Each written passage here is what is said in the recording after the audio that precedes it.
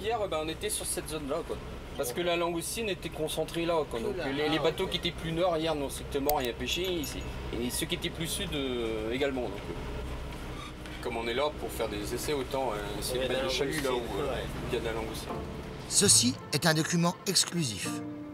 Pour la première fois, un marin pêcheur et des scientifiques sont sur le même bateau. Autant on a reproché à l'Ifremer de ne pas savoir où ils mettaient leur chalut et qu'ils mettaient toujours à côté de la pêche. Donc là, on est dans un groupe de chalutiers, logiquement, il y a pêché. Donc on peut pas mieux faire. Ouais, on est sur Germaine. On est sur Germaine. Qu'est-ce que vous faire Germaine ici? On a qu'à baptiser ça comme ça. Voilà, ouais, donc, son épouse s'appelait Germaine, bien sa maîtresse, et puis voilà. Et puis... à mon avis, on n'est pas trop mal placé. Bon, pourvu qu'on pêche pas trop de cailloux, c'est ça le problème. Même en tant qu'invité, Patrice n'a pas pu s'empêcher de prendre les choses en main.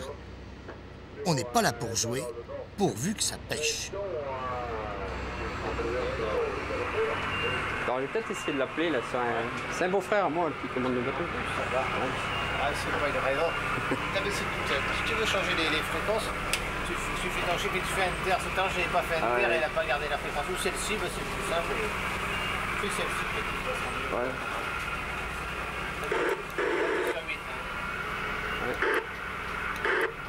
Je crois qu'on vire à 9h15. Ouais, 9h15. Pour une fois, c'est pas moi qui décide. Là, on est à combien, Fabien? 6 mètres et quelques? Là, on est à 6 mètres sur le chalut bâbord et 7 mètres sur le chalut tribord. 7 mètres, ouais, tu vois, là on est en tournant, ouais, tu vois, il y a 20 ou 20 degrés de barre et nous, là, tu vois, donc... En giration. Ouais, donc, bon, c'est un peu logique, là. J'ai regardé le gréement, là, bon, c'est... Bon, un peu chainé, pas mal chainé, à mon avis. Ça m'interpelle parce que je me dis qu'on n'est peut-être pas bien réglé au niveau du brelet. Et du diabolo. Ouais. Faudra que si tu as un petit coup d'œil tout à l'heure. Non, mais j'ai été regarder, il y a de la laisse dans le pic avant, et puis je leur ai dit de mettre du fil sur les aiguilles, ça colle. Je l'ai mis dans le bain, vite là. Bah ouais. Moi je rigole, mais c'est... D'ailleurs, je fais moi le malin. Vous avez un sac au moins un début. Beaucoup de professionnels ne savent pas exactement ce qu'on fait. Bon, c'est sûr qu'on va mettre en pêche, mais pourquoi on n'a pas grillé comme il faut? Pourquoi on ne connaît pas toutes les zones Et c'est vrai que de voir un peu ce que font les uns les autres, c'est certainement très On sait bien. qu'on va devoir bosser ensemble dans les années à venir. Je pense que le moment est venu, donc allons-y. Alors cette grille-là, ça a été fait par le fabricant. Hein. Elle vient pas du labo de Brest. Quoi. Et elle a le même format que celle que j'ai pu utiliser. Le même format, les mêmes montages, exactement. Bon, peut-être faudra affiner ici au niveau des écartements. Voilà, c'est ça. Il faut... ouais. De toute façon, c'est en multipliant les essais, le nombre d'essais qu'on... Plus on aura d'essais, on aura d'essais valides, que ce soit à bord du Gwendrez ou à bord des bateaux professionnels, plus on va accumuler de données, plus on va pouvoir perfectionner la grille, et plus après, vous aurez des résultats. Grille, voilà. C'est un petit document vidéo qu'on a réalisé avec des prises de vue sous-marines de l'Ifremer. Donc les grilles sélectives. Et là, actuellement, c'est une lotte qui se promène devant une grille. Alors c'était sur des fonds un peu plus larges que nous maintenant, des fonds de 120-130 mètres et en éclairage naturel. L'objectif était, de même que pour les langoustines, c'était de voir si on peut laisser passer les petites lottes et garder que les grosses. Travailler en soutien technique au niveau des professionnels. Donc c'est eux après, par le biais de leurs instances nationales, comité national, ou par le biais de la direction des pêches, après il faut qu'ils aillent prendre leur bâton de pèlerin, monter à Bruxelles et dire voilà messieurs, nous on veut continuer à travailler sur la langoustine avec notre maillage standard de cul de chalut, la maille de 70 réglementaire. En contrepartie, on utilise des systèmes qui épargnent les petites langoustines, donc on fait un effort pour améliorer, je dirais, la gestion de notre gagne-pain. Donc passer ça maintenant en réglementation européenne. C'est-à-dire que tout bateau, à ce moment-là, si ça passe, l'objectif c'est ça, c'est les étapes. Si ça passe, à ce moment-là, tout bateau extérieur à la flottille actuelle qui voudrait venir travailler sur la langoustine, ou tous les membres de la flottille langoustinière, comme il disait Patrice, c'était l'ordre de 200-250 bateaux, entre Pinmar et l'île d'Oléron. Bon, chacun qui pêchera de la langoustine sera tenu d'avoir un système sélectif. Marche.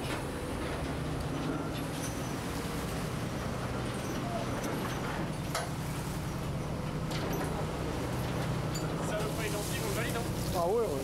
Ça vaut le coup de le valider.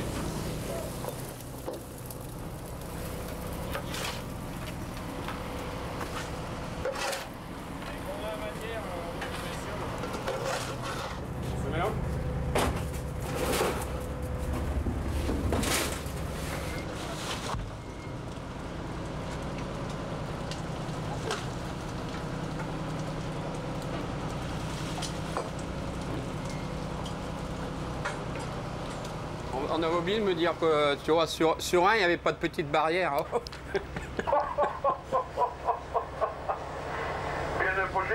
Ah ouais.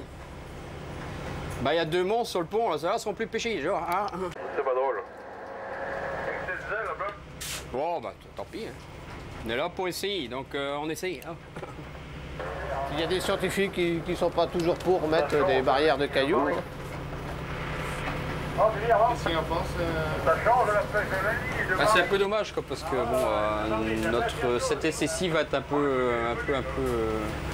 tronqué quoi, au niveau des chiffres. Quoi, donc. Mais bon, espérons que ce coup-ci soit meilleur, il n'y a pas de raison, donc on va croiser les doigts. Donc. Mais c'est bien parce qu'on a pêché des cailloux, ils seront plus au fond, il y en a qui vont être contents. Mais par beau temps, bon, c'est pas gênant pêcher des cailloux, mais par gros temps, ça peut être dangereux au niveau de sécurité pour les hommes. Donc.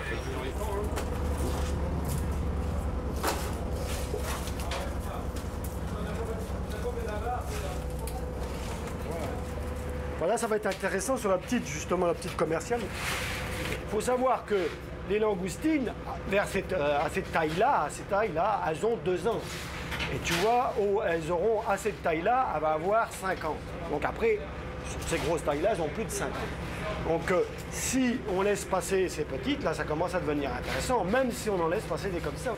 Si les pêcheurs comprennent ça, intègrent bien ça, et gèrent bien leur jardin, hein, leur champ de pétrole rose, on va dire ça comme ça, eh bien, on va faire vivre des générations et des générations sur la langoustine.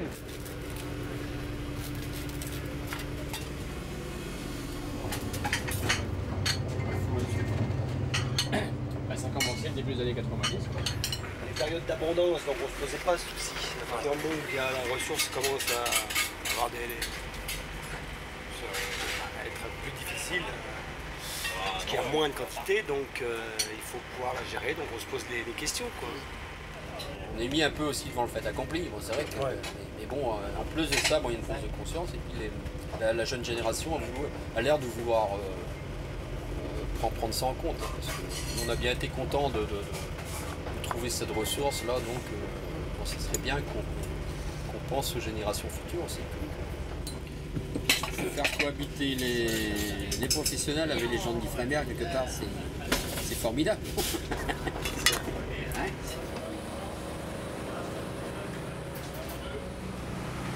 Mon père était marin-pêcheur, j'ai un frère aîné qui était marin-pêcheur, j'ai un autre frère qui est marin-pêcheur.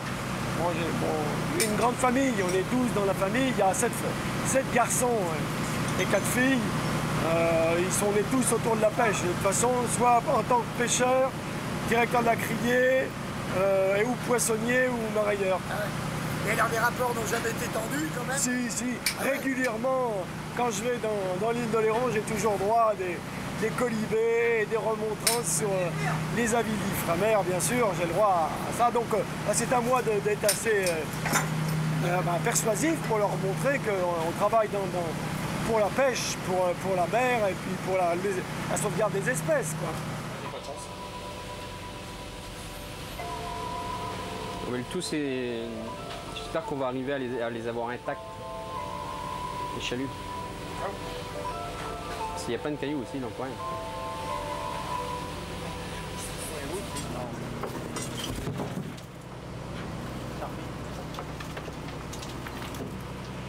Bon, mais il y a quand même un point de positif, c'est-à-dire que bon, les grilles, les cailloux quand même, la grille a résisté au poids des cailloux, c'est déjà pas mal. Hein, donc, on voulait le tester également, donc bon, c'est confirmé, la grille est résistante.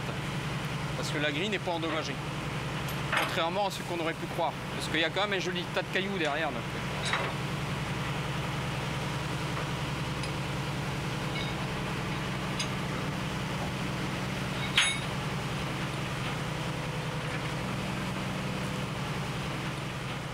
c'est pas une mesure qui va révolutionner tout, qui sera la mesure universelle. C'est plein de petites mesures acceptées par la profession qui fait que il y aura encore des bateaux dans les prochaines années, quoi. C'est ça.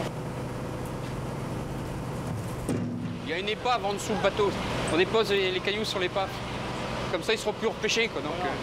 Ça fait des très bons refuges à poissons après. ouais.